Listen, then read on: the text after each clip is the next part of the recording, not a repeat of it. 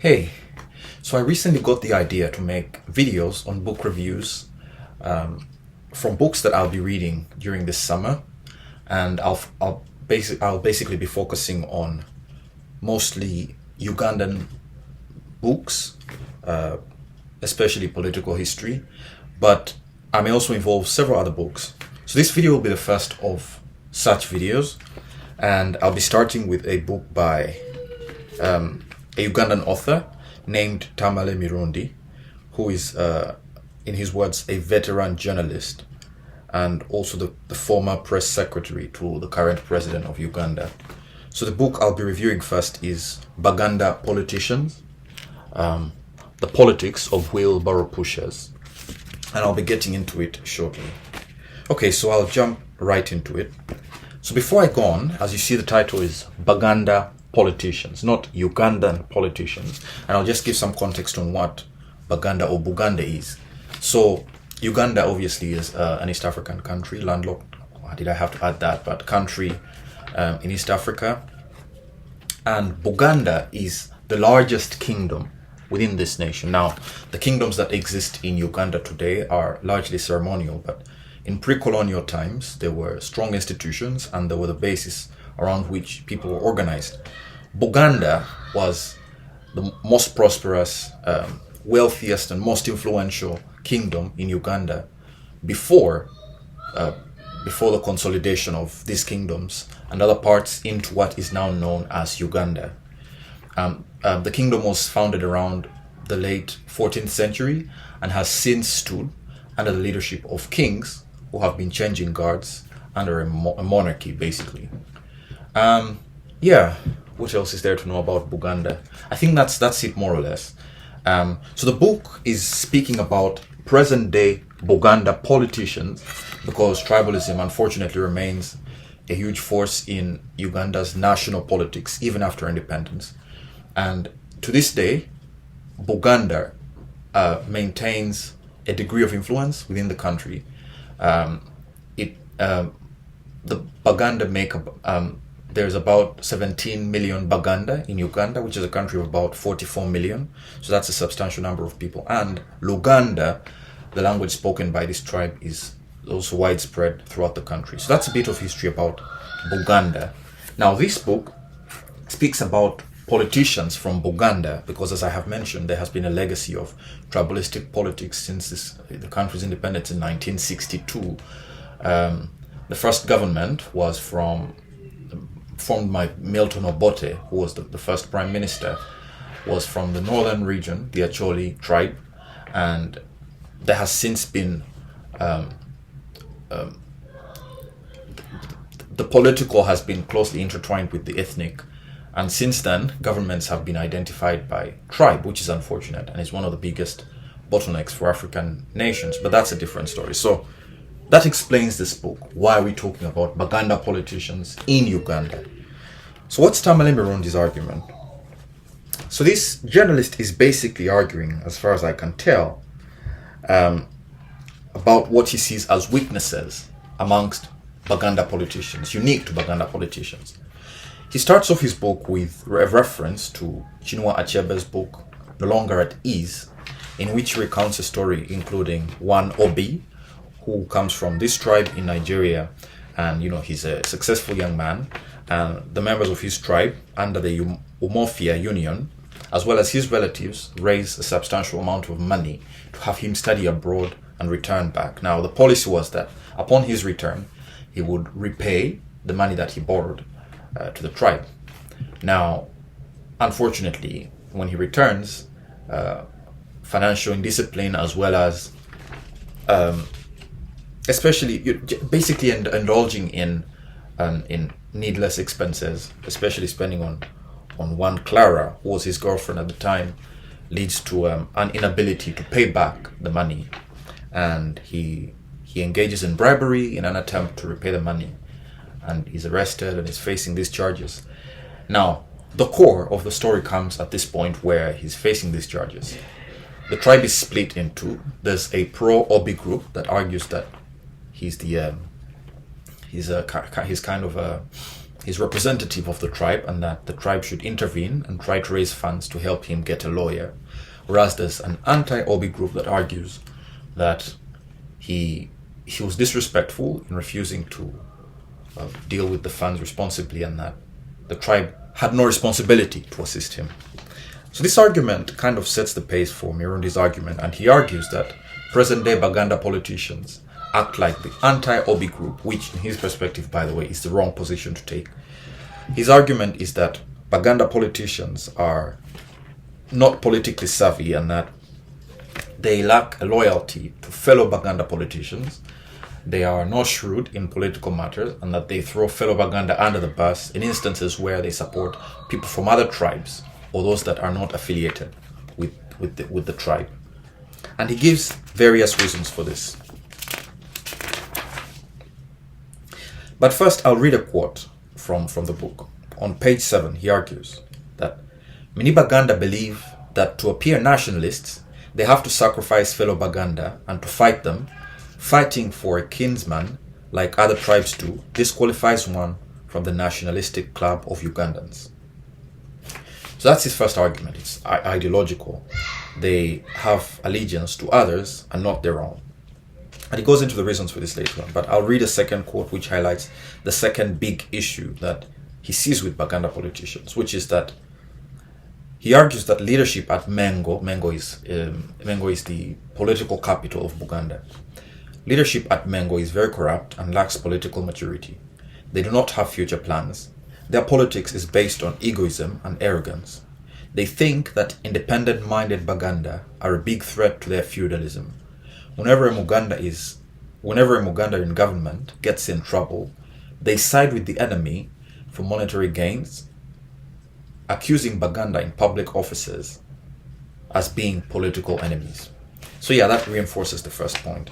So I'll quickly jump into 3 main arguments that he makes as being the reasons for this phenomenon. Maybe I should add before moving on that the book is also interspersed with examples, if you like, case studies of Baganda politicians that he believes act in the ways he describes in the book. One of whom is Maria Kiwanuka, who actually happens to be the lady on the front page of the book, who he argues did not cover for one Muganda politician who was facing charges within the ministry. But I won't go into the details of the case studies because there's quite a few actually even at the end. So I'll just move on into the reasons. So what are the reasons he argues there's a lack of unity among Baganda politicians? Why is their politics immature, in their words? Why does he argue Baganda politicians are not politically savvy? The first, he argues, is that there's a lack of experience in politics. And this, he says, is rooted in history. The historical aspect to this, he argues, is that the Baganda have historically isolated themselves from other parts of Uganda. They have always believed themselves to be superior, and that this isolation has led to a state of paranoia today where they cannot give complete loyalty to whomever is in government for fear that this person will backstab them at some point in future. So that's the first big argument he makes on why Baganda politicians, he believes, are Baganda politicians are not loyal. The second is, he says, Baganda politicians are the victims, in his words, of mob politics. He argues that there's a lack of individuality and intellectual independence, and that there's so much groupthink within the tribe that prevents people from making independent decisions, even within government today. I'll read a quote from the book. This is on page 23. A Muganda is controlled by a clan, religious groups, and family. He or she is a prisoner of mob justice. In fact, whether personal achievement or success, they all belong to the society, not to an individual. So this ties into that individualistic sense that's shared across several cultures across Africa.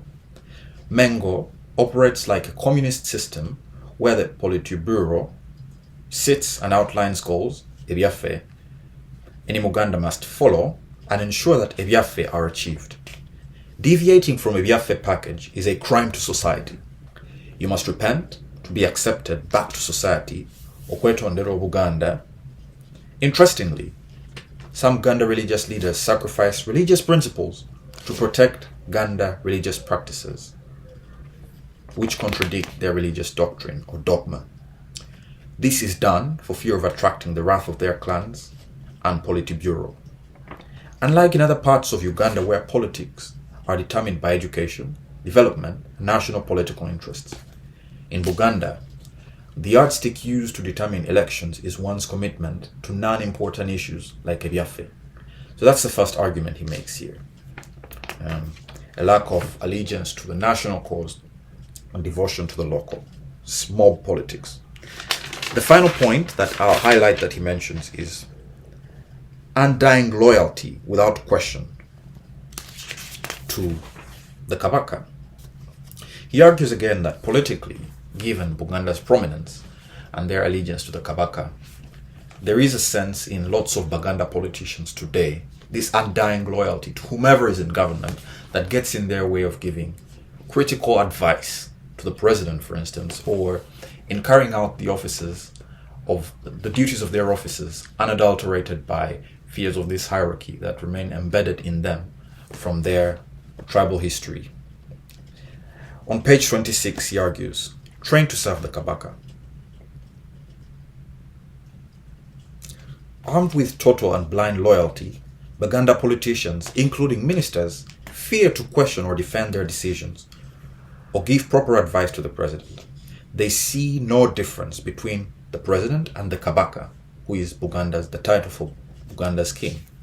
They are devotedly trained to serve without questioning.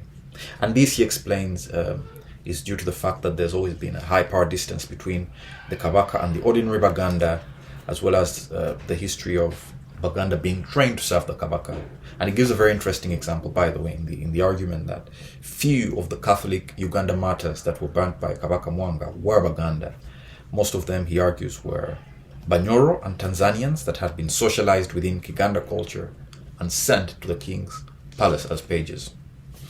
So those are the main arguments he makes, and he gives consequences for these actions, which include, but are not limited to, the fact that one, Baganda politicians cannot express themselves in contemporary politics, that there exists, they become miserable and hate the system, misattributing their suffering to the government instead of weaknesses, he argues, in their upbringing. That's a quote, by the way. And I'll read it again. Quote, they become miserable and hate the system they serve because they attribute their suffering to government instead of their weakness and upbringing.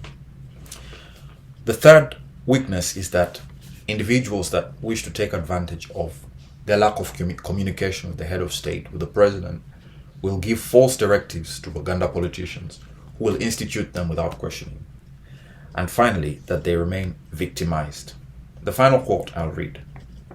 What amazes me, this is from page 29, quote, what amazes me is that even the Baganda veterans who fought in Luero have similar complaints supporting my argument that they should blame their Ganda feudalistic socialization, which makes them weak as opposed to other Ugandans. In conclusion, he argues that they are the victims of wheelbarrow politics. Someone else is the architect, they're simply wheelbarrow pushers on the site. He gives examples including Professor Gilbert Bukenya, Haj Aziz Kasuja, Kintumusoke, and Kidu Makubuya, Saida Bumba, as well as Maria Chiwanuka, who we discussed earlier. I know I said the other was my last quote, but I think this sums it up really well.